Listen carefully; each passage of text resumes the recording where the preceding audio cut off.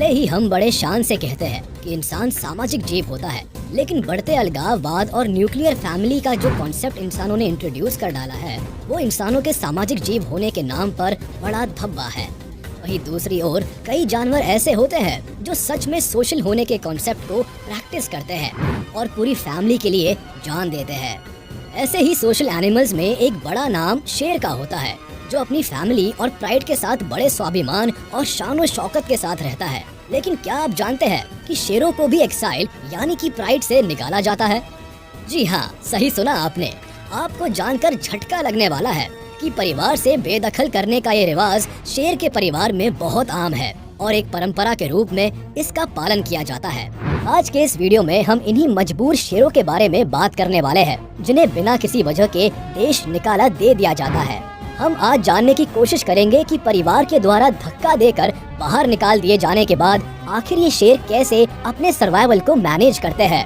तो चलिए शुरू करते हैं ये मजेदार वीडियो। आप बस अपनी सीट से चिपक कर बैठ जाइए और देखते रहिए ये वीडियो आखिरी तक। कैट फैमिली में केवल शेर ही ऐसा जानवर है जो परिवार बनाकर रहता है और इसके परिवार को हम इंसान प्राइड कहते हैं। बाकी के सारे जानवर, फिर चाहे वो बाघ हो, चीता हो या तेंदुआ, अकेला रहना और अकेले ही शिकार करना पसंद करते हैं। ये सारे जानवर बस मीटिंग के दौरान साथ रहते हैं और फीमेल्स भी बच्चों को पाल पोस कर बड़ा कर देने के बाद इनके पास से दूर चली जाती है। मगर शेर के केस में ऐसा नहीं होता। शेर परिवार में रहते हैं और अक्सर झुंड में ही हमला करते हैं। इससे पहले कि हम शेर की प्राइड के रूल्स को समझे, हमें पहले उनका फैमिली स्ट्रक्चर और हर सदस्य के रोल्स और रिस्पॉन्सिबिलिटीज को समझना होगा। जंगल का लगभग सारा हिस्सा अलग अलग टेरिटरीज में बटा होता है और हर टेरिटरी में शेर की कोई एक ही प्राइड रह सकती है। एक टेरिटरी का शेर दूसरी टेरिटरी में नहीं जा सकता। अगर गया तो उसे वहाँ की प्राइड के मुखिया से मुकाबला करना पड़ता है। यूँ समझिए कि जंगल में अलग अलग राज्य होते हैं और उन राज्यों पर एक शेर के परिवार का राज होता है और अगर सीमा समझौते का उल्लंघन किया गया तो युद्ध छिड़ जाता है। शेर की एक प्राइड में ज्यादातर एक ही मेल शेर होता है और 5 से 6 फीमेल्स यानी शेरनियाँ होती है। कभी कभी बड़ी प्राइड भी होती है जिसमें ज्यादा से ज्यादा 3 शेर और दर्जन भर शेरनियाँ होती है। इन जवान शेरों के अलावा बच्चे भी होते हैं जिन्हें सारी शेरनियाँ मिलकर पालती है। अब हम बात करते हैं प्राइड के हर सदस्य के रोल्स और रिस्पॉन्सिबिलिटीज के बारे में। झबराले बालों वाला ये शेर अपने कबीले यानी कि प्राइड का सरदार है और इसका काम है परिवार की रक्षा करना। अब रक्षा मंत्रालय का काम इस शेर ने ले लिया, लेकिन इसके अलावा विदेश मंत्रालय भी इसी शेर के जिम्मे होता है। यानी अपनी फैमिली के साथ साथ अपनी टेरिटरी की सुरक्षा की जिम्मेदारी भी इसी के मजबूत कंधों पर होती है। इसके होते हुए किसी और प्राइड का शेर इसके राज्य में प्रवेश नहीं कर सकता और ये है इस कबीले की सरदारनियाँ। इनका काम है घर संभालना, बच्चों की देखभाल करना, उन्हें ट्रेन करना और उन्हें जंगल का फेरोशियस किंग या क्वीन बनाना। हम इंसानों के बीच भी ज्यादातर परिवारों में इसी तरह से जिम्मेदारियां बटी हुई है, मगर यहाँ शेर का परिवार एक जगह पर अलग हो जाता है। कमाने की जिम्मेदारी यहाँ शेर नहीं बल्कि शेरनी की होती है। कमाने से यहाँ मेरा मतलब शिकार करने से है। जी हाँ, ज्यादातर वक्त शेरनियाँ ही शिकार ढूंढती है, उसे पकड़ने की प्लानिंग करती है और झुंड में उस पर हमला करके अपने परिवार के लिए खाने की व्यवस्था करती है। आप सोच रहे होंगे कि फिर शेर क्या करता है? मेन काम तो खाना ढूंढना और बच्चे पालना ही है। आप बिल्कुल सही सोच रहे हैं। शेर कुछ नहीं करता, ये सिर्फ आराम करता है और शेरनियों द्वारा किए गए शिकार का मजा लूटता है।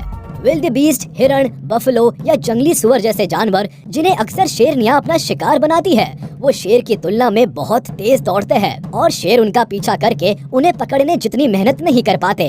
वो केवल छिपकर अचानक वार कर सकता है या शेरनियों ने किसी बड़े शिकारी को पकड़ लिया हो और वो उनके बस में नहीं आ रहा हो, तब अपनी ताकत का प्रदर्शन करने के लिए शेर भाई साहब मैदान में आते हैं। यानी राजा साहब के तो बड़े ठाठ है। सिर्फ सुरक्षा देने के नाम पर शेर शेरनियों से अपनी खूब सेवा करवाता है। यहाँ तक जानने के बाद इतना तो समझ आता है कि मेल शेरों की चांदी ही चांदी है, मगर हकीकत कुछ और है। एक प्राइड में शेर तो केवल एक ही होता है या बहुत से बहुत 3। तो फिर मन में सवाल उठना तो लाजमी है कि बाकी शेरों का क्या होता है, वो कहाँ जाते हैं, क्या करते हैं। दरअसल यही प्राइड का सबसे क्रूर नियम लागू होता है, देश निकाला। यानी एक शेर का बच्चा एक प्राइड का हिस्सा तभी तक होता है जब तक वो बड़ा नहीं हो जाता। उसके बाद उसे प्राइड से निकाल दिया जाता है। यानी अब अपने सर्वाइवल के लिए उसे खुद ही जद्दोजहद करनी पड़ेगी। एक माँ शेरनी ने आपको पाल पोस कर बड़ा कर दिया, आपको शिकार करना सिखा दिया। बस अब जाओ और अपनी जिंदगी अपने दम पर जियो। शेर को अब इस क्रूर जंगल राज में अपनी काबिलियत को साबित करना पड़ेगा।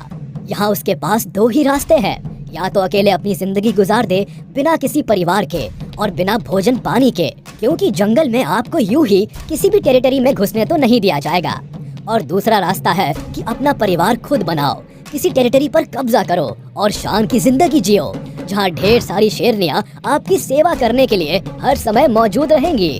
घर से बेदखल होने के बाद सबसे बड़ी समस्या जो सामने आती है वो है खाना। जैसा कि मैं पहले ही बता चुका हूँ कि सारा जंगल अलग अलग टेरिटरीज में बटा होता है और उनकी रक्षा करने के लिए प्राइड का सरदार मौजूद रहता है। ऐसे में किसी और प्राइड की टेरिटरी में तो आपको घुसने की इजाजत नहीं है, तो फिर खाना ढूंढे भी तो कहाँ, शिकार करे भी तो किसका। बहुत कम ऐसे शेर होते हैं जो अपने प्राइड से बेदखल किए जाने के बाद अपनी ताकत के दम पर किसी और प्राइड के सरदार को हरा दे और उसके परिवार और उसकी टेरिटरी पर कब्जा कर ले, क्योंकि जो पहले से सरदार है वो अपनी काबिलियत बहुत पहले ही साबित कर चुका है। वह अभी अभी जवान हुए शेर से कई ज्यादा ताकतवर है और खूब अनुभवी शिकारी भी। ऐसे मंजे हुए खिलाड़ी को हराना बिल्कुल भी आसान नहीं होता। अगर आपने हरा दिया तो आप सचमुच राजा बनने लायक है। मगर सारे शेर ऐसा नहीं कर पाते और उन्हें अकेले रहते हुए अपनी जिंदगी की जंग लड़नी पड़ती है। हम इस बारे में भी बात कर चुके हैं कि जिन जानवरों को शेर ज्यादातर अपना शिकार बनाते हैं वो शेर से तेज दौड़ते हैं और उन्हें पकड़कर उनका शिकार करना अकेले शेर के बस की बात नहीं होती। और अगर किसी तरह पकड़ भी ले तो उसे हरा पाना भी एक बहुत बड़ा चैलेंज है। कई दिनों से लगातार भूखे रहने की वजह से इन बेदखल शेरों का शरीर इतना कमजोर हो जाता है कि एक भैंसा या विल्डेबीस्ट भी बड़ी आसानी से इन्हें धूल चटाकर भाग जाता है। एक तो अच्छा खाना नहीं मिल रहा, भूख के मारे शरीर कमजोर होता जा रहा है और ऊपर से दूसरे शेरों के इलाकों में चोरी छिपे शिकार करने से उन शेरों द्वारा मार खाने का डर। ये सारी चीजें मिलकर इन बेदखल शेरों की जिंदगी को पूरी तरह से नर्क बना देती है। जैसा दूर से देखने पर लगता है कि शेर की जिंदगी किसी राजा से कम नहीं होती, मगर असलियत इससे कोसों दूर है। ऐसी ऐशो आराम वाली जिंदगी बहुत ही कम शेरों को मिल पाती है। ज्यादातर शेर दर दर की ठोकरें खाने को मजबूर होते हैं। बड़े शिकार ना कर पाने वाला ये बेचारा शेर अब छोटे शिकार को पकड़ने में अपना भाग्य आजमाता है।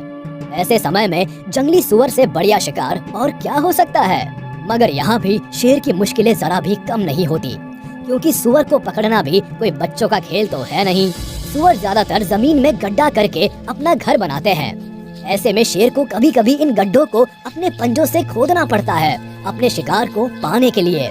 देखिए आप, जिसे हम जंगल का राजा कहते हैं, जिसकी एक दहाड़ से पूरा जंगल थरथराता है, कैसे आज बेचारा मिट्टी खोद रहा है। सब भाग्य का खेल है भाई, पल भर में राजा को रंक बना देती है। हाल ये हो जाते हैं कि शेरों को कीड़े मकोड़े खा खा कर अपना गुजारा करना पड़ता है। मगर जितना बड़ा शरीर होता है शेर का और जितनी उसे भूख लगती है, उस हिसाब से कीड़े मकोड़ों पर गुजारा कर पाना बिल्कुल असंभव है। आखिर में तो शेर के ये हाल हो जाते हैं कि सड़े गले और दूसरों द्वारा छोड़े गए मांस के टुकड़ों पर मुंह मारना पड़ता है। ये सड़ा हुआ मगर फ्री का खाना मिलना भी इतना आसान काम नहीं है। ये जंगल है भाई साहब, यहाँ कुछ भी आसान नहीं है। जंगली कुत्ते और हाइनास जैसे शिकारी पहले ही इस तरह के खाने की जुगाड़ में बैठे रहते हैं। ऐसे में खाने के लिए शेर को इनसे भी मुकाबला करना पड़ता है। एक समय हालात ये हो जाते हैं कि बुरी तरह से कमजोर हो चुका ये शेर भूख से तड़प तड़प कर अपनी जान गंवा बैठता है। वो शेर जो राजा नहीं है, उसका अंत इसी तरह दुखद होता है। और जो शेर राजा होते हैं, बूढ़े होने पर उन्हें भी इसी तरह प्राइड से निकाल दिया जाता है और उनकी भी दुर्गति ठीक इसी तरह से होती है। कभी कभी ऐसा होता है कि ये सारे दुत्कारे और घर से भगाए गए शेर मिलकर अपना एक अलग झुंड तैयार कर लेते हैं और मिलकर शिकार करते हैं। ऐसे में इन सभी का सर्वाइवल थोड़ा आसान तो हो जाता है। इस तरह के झुंड में वे बूढ़े शेर भी शामिल होते हुआ करते थे, मगर बुढ़ापे में उन्हें अपने परिवार ने घर से भगा दिया। वे इस झुंड में एक मेंटोर की भूमिका में होते हैं और अपने नए चेलों को शिकार की बारीकियां सिखाते हैं। मगर कोई फीमेल मेंबर नहीं होने की वजह से इस झुंड का लंबे समय तक चलना बड़ा मुश्किल होता है। यहाँ अपने आप को सुपीरियर साबित करने के चक्कर में सब एक दूसरे से लड़ने लगते हैं और ये प्राइड बहुत जल्दी दम तोड़ देती है। मेल शेरों के लिए तो वापस अपने प्राइड का हिस्सा होना बड़ा ही मुश्किल काम है, क्योंकि उन्हें वापस आने के लिए अपने पिता को हराना पड़ता है। मगर शेरनियों के केस में ऐसा नहीं होता। अगर उन्हें प्राइड से निकाला भी जाता है तो भी उन्हें दोबारा अपनी प्राइड या किसी भी दूसरी प्राइड में आसानी से जगह मिल जाती है। कारण है उनकी शिकार करने की काबिलियत, बच्चे पालने का हुनर और परिवार के लिए लगातार मेहनत करने की लगन। और बूढ़ी होने के बाद भी इनका हश्र किसी मेल शेर की तरह नहीं होता। इनके लिए एक स्पेशल पेंशन स्कीम होती है। बूढ़ी होने के बाद भी ये अपने प्राइड के साथ ही रहती है और जवान शेरनियों द्वारा किए गए शिकार को खाकर आराम से अपना जीवन गुजारती है। जिन शेरनियों ने अपनी पूरी जिंदगी अपने परिवार की सेवा में समर्पित कर दी हो, उन्हें बुढ़ापे में थोड़ा सुख तो मिलना ही चाहिए। मगर मेल शेरों के लिए नियति इतनी उदार नहीं होती। या तो उन्हें सारे ही सुख मिल जाते हैं या मिलती है तकलीफों से भरी नर्क से भी बदतर जिंदगी। आज के वीडियो में बस इतना ही। उम्मीद है आपको वीडियो पसंद आई होगी, तो हमारे इस वीडियो को लाइक कर दें और प्लीज मुझे कमेंट में जरूर बताइएगा। और अगर आपने अभी तक हमारे चैनल को सब्सक्राइब नहीं किया तो तुरंत कर दें और बेल आइकन को भी प्रेस कर दें ताकि हमारी नोटिफिकेशंस आप तक जल्द से जल्द पहुंच जाए।